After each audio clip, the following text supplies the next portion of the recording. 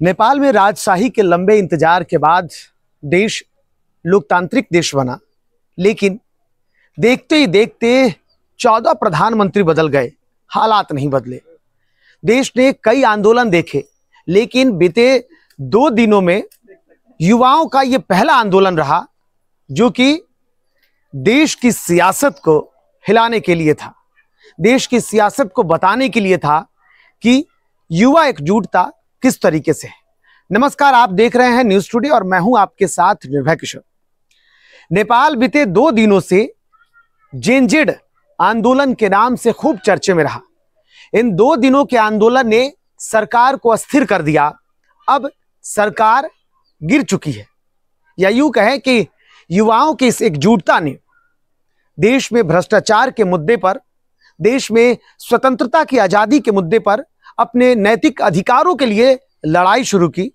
पहले दिन के आंदोलन ने जिस तरीके से उग्र रूप लिया, लेकिन नतीजा ये रहा कि 19 जो बच्चे थे, जो युवा थे, वो काल के गाल में समा गए।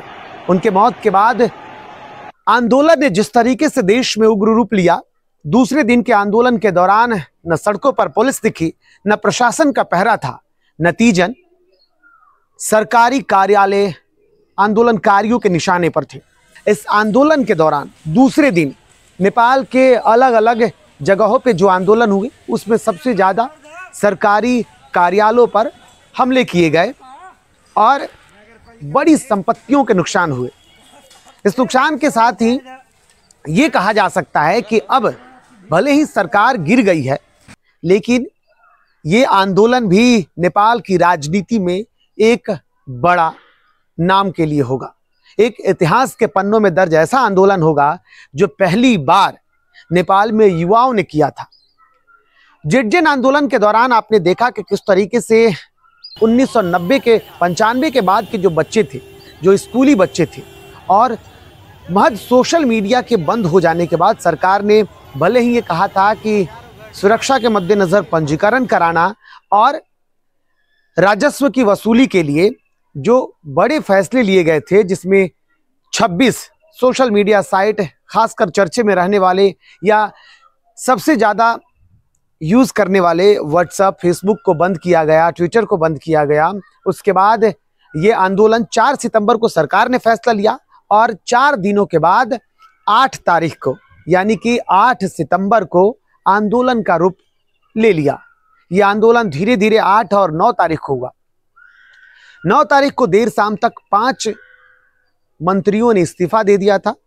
प्रधानमंत्री ने इस्तीफा दे दिया, राष्ट्रपति ने इस्तीफा दे दिया। पूरी तरीके से ये स्थिति अस्थिर सी हो गई है, सरकार भंग हो चुकी है। लेकिन अब इसी बीच में एक नई आवाज एक बार फिर से बुलंद होती हुई दिख रही है कि क्या सच में एक लंबे इंतजार के बाद, बड़े आंदोलन के बाद, जिस देश ने लोकतंत्र के रास्ते को तय करने की शुरुआत की थी, क्या अब वो देश एक बार फिर से राजतंत्र की तरफ बढ़ता हुआ दिख रहा है? ये बातें आज इसलिए हो रही है क्योंकि हाल के दिनों में आपने देखा था कि कैसे फिर से राजा को लाने के लिए, देश में राजतंत्र घोषित करने के लिए एक बड़ा आंदोलन हुआ। इस आंदोलन को बीते अभी महज कुछ महीने बीते हैं कि नेपाल में एक बार फिर से आंदोलन हुआ, और ये आंदोलन इस बार जो था, युवाओं का ये आंदोलन, ये भ्रष्टाचार के खिलाफ कहा जाने लगा।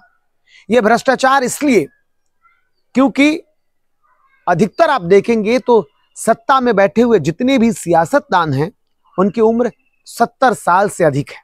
उनके ऊपर गंभीर आरोप लगे और इसी का नतीजा है कि आंदोलन की शुरुआत हुई तो 2 बातें जो खूब ट्रेंड होने लगी, उसमें एक था नेपो किड्स और दूसरा था नेपो बेबीज। यानी कि इस आंदोलन का सबसे बड़ा कारण वही बना, युवाओं की असंतुष्टि, सरकारी नियंत्रण, भ्रष्टाचार, परिवारवाद के खिलाफ नई चेतना की ये आवाज माना जाने लगा। जेनजेड आंदोलन ने एक नई रूप लिया और ये नई रूप आंदोलन का रूप लिया। 8 तारीख यानी कि 8 सितंबर को आंदोलन में 19 लोगों की पुलिसिया बर्बरता कार्रवाई के बाद मौत हो गई। 400 से अधिक लोगों के घायल होने की सूचना मिली। कई अलग अलग अस्पतालों में उन लोगों को भर्ती किया गया। काठमांडू से लेकर काठमांडू, पोखरा, होते हुए वीरगंज तक, जो कि आर्थिक राजधानी के तौर पर भी जाना जाता है, वीरगंज तक भी आंदोलन हुए। लेकिन आंदोलन जितना 8 को नहीं था, उससे ज्यादा उग्र रूप 9 तारीख का रहा।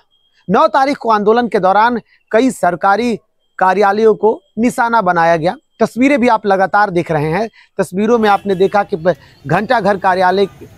घंटाघर के पास उग्र आंदोलनकारियों ने दूरसंचार कार्यालय जला दिया। इसके अलावा वैट कार्यालय की बात करें, नगर परिषद के कार्यालय की बात करें, महानगर पालिका कार्यालय जो है, उन सबको जला दिया।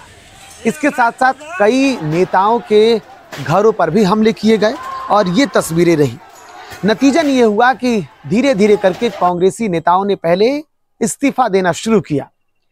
इस आंदोलन से पहले ये बातें सामने आई थी कि प्रधानमंत्री केपी शर्मा ओली मानने को तैयार नहीं थे अपने फैसले के खिलाफ।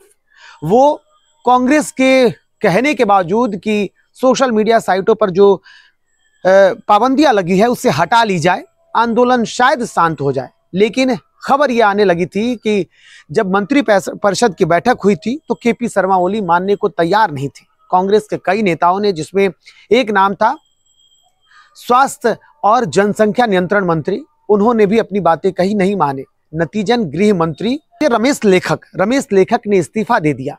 और उसके बाद धीरे धीरे आपने देखा कि धीरे धीरे खाने पाने मंत्री प्रदीप यादव या कई और कुल 5 मंत्रियों ने इस्तीफा दे दिया। सरकार अस्थिर हुई, दबाव बढ़ा।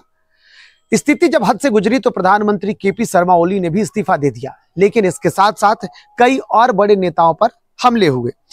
अब सवाल यह है कि कई आंदोलन देखने वाले इस नेपाल में, आंदोलन तो वैसे कई हुए, चाहे 1903 से लेकर के 1904 में ब्रिटिश साम्राज्य के खिलाफ आंदोलन हो, 1950 में राजतंत्र विरोधी आंदोलन हो, 1990 में 50 सालों के राजतंत्र के खिलाफ आंदोलन हो, या 2006 में राजा ज्ञानेंद्र के तानाशाही के खिलाफ आंदोलन हुआ। नतीजा हुआ कि 2008 में लोकतंत्र स्थापित हुआ, 2015 में संविधान बन गया। संविधान के रास्ते पर चलने वाले नेपाल स्थिर नहीं हुआ। और उसके बाद से, हालांकि उसके बाद माओवादी आंदोलन और मधेशी आंदोलन जैसे कई तस्वीरें दिखी, लेकिन तस्वीरें बदली नहीं। 14 प्रधानमंत्री बदल गए, नेपाल की स्थिति मजबूत नहीं हुई। सबसे कमजोर और गरीब देश नेपाल के हालात नहीं बदले। आंदोलन का रूप होता रहा, तस्वीरें दिखती रही, लेकिन आंदोलन के बीच ना नेपाल बदला, ना नेपाल के हालात बदले। हर बार आंदोलन होता है और हर बार नेपाल परेशानियों के बाद फिर से एक बार सुदृढ़ होकर अपने मजबूत इरादों के साथ चलने की कोशिश करता है। लेकिन इस बार का आंदोलन, इस बार की तस्वीरें कुछ अलग दिख रही है।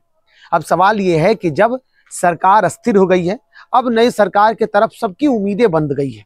अब नई सरकार नेपाल में बनने की कोशिशें होंगी, तैयारियां होंगी। क्या हालात बदलेंगे या नहीं? लेकिन एक बार फिर से ये कहा जाने लगा है कि नेपाल की स्थिति बदलेगी या नहीं, ये अभी भी संशय के घेरे में है। लेकिन कई ऐसी किताबें थी, या नेपाल में कई किताबों को लिखने वाले लोगों ने अपनी अलग अलग बातें कही है। एक बात आज खूब लोग याद कर रहे हैं। नेपाल की क्रांतिकारी किताब के लेखक हैं आदित्य अधिकारी। उनकी किताब है the bullet and the ballot box, the story of Nepals Maoist revolution. उसमें उन्होंने लिखा है कि नेपाल की पहाड़ियों और जंगलों में रहने वाले माओवादी नेता पहली बार जब काठमांडू आए थे तो वैसे ही जगहों पर, वैसी ही सुविधाओं में रहते थे जैसे लोगों का प्रतिनिधित्व करने का दावे वे करते थे। लेकिन धीरे धीरे उन्होंने विलासिता का स्वाद चखा जो ऐसे सर्वहारा नेताओं के लिए नैतिक रूप से उचित नहीं थी। प्रचंड का नया घर, उनकी कार, उनकी घड़ियां और उनकी बेडरूम की कहानियां मीडिया में छपने लगी और फिर सभी लोग नई उम्मीदों के साथ नेपोटिज्म की जो कहानी, जो बातें कही जाने लगी, वो तस्वीरें आज नेपाल को एक बार फिर से खा रही है आंदोलन की इस आड़ में। लेकिन पहली बार युवाओं का युवा आंदोलन तस्वीरें बदल देगा या नहीं, ये देखना होगा। फिलहाल इतना ही। नमस्कार।